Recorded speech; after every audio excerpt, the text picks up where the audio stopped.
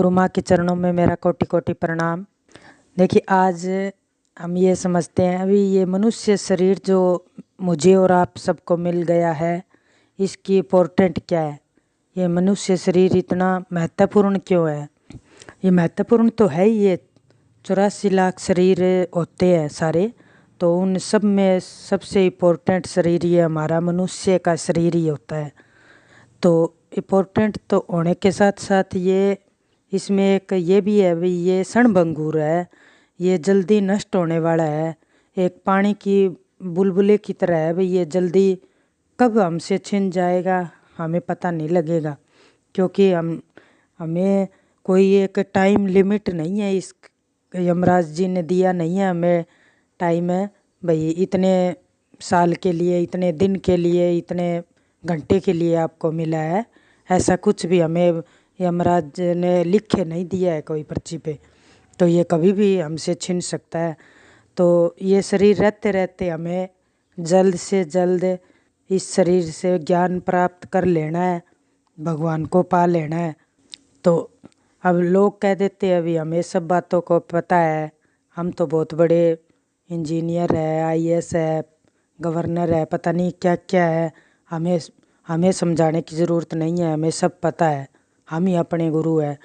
तो संसार में आप चाहे कुछ भी, कितने ही इंजीनियर हो, कितने ही बड़े किसी पद पे हो, चाहे कुछ भी आपको पता हो, लेकिन यदि आपको इन 3 तत्वों के बारे में ज्ञान नहीं है ना, तो फिर आप बाकी का सब चाहे सब कुछ ज्ञान प्राप्त कर लो, वो जीरो ही, शून्य माना जाएगा, उसका कोई फ़ायदा ही नहीं है।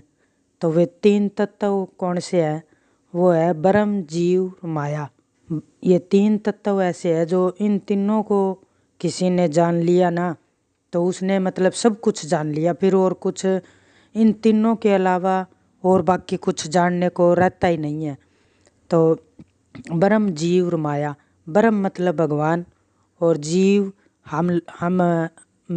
हम और आप मनुष्य, और माया में संसार।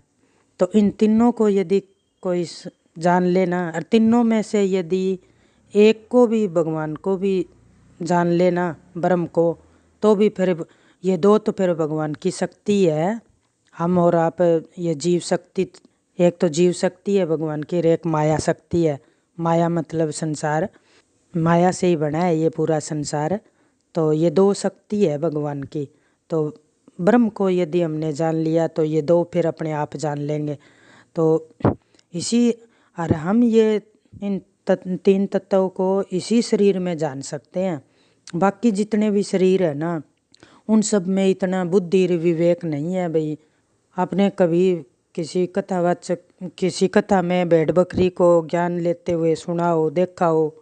ऐसे कभी भी नहीं हो सकता, क्योंकि उनमें इतना विवेक है ही नहीं। भगवान ने सिर्फ हम मनुष्यों को ही वो बुद्धि दी है कि हम इस शरीर में रहते हुए, और भगवान को, खुद को, भगवान ने हमें ये शरीर रूपी रथ दिया है भाई, इस पे सवार होकर मेरे पास आ जाओ तुम, क्योंकि मेरे ही पास आनंद है, जो तुम चाहते हो मैं ही सब कुछ दे सकता हूँ। तो हमें ये रथ लेके, ये मनुष्य शरीर लेके और भगवान तक जाना है। और भगवान का रास्ता हमें कौन दिखाएगा? वो एक सच्चा सद्गुरु ही दिखा सकता है, क्योंकि जितना हमारा हितैषी, परम हितैषी जो कोई इस संसार में है ना, तो वो गुरु ही है। बस गुरु ही हमारे हैं केवल। भगवान तो हमें, रामकृष्ण तो नज़र नहीं आ रहे, और संसार के जितने भी लोग हैं वो सब स्वार्थी है। वो हमें देंगे क्या जब वो खुद, उनके पास ज्ञान है ही नहीं, वो आनंद है ही नहीं, वो हमें क्या देंगे? वो तो बल्कि खुद हमसे मांग रहे हैं, तो वो हमें कैसे दे सकते हैं?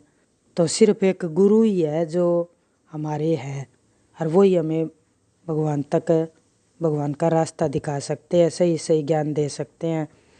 अब हमें ब्रह्म, जीव, माया के बारे में गुरु ही समझाएंगे।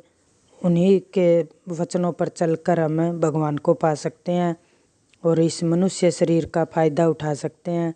और नहीं तो फिर एक बार यदि हमसे ये शरीर छिन गया ना, तो फिर 84 का चक्कर लगा के वापस अभी जहाँ बैठे हैं ना, यहीं पे ही वापस पहुँच जाएंगे।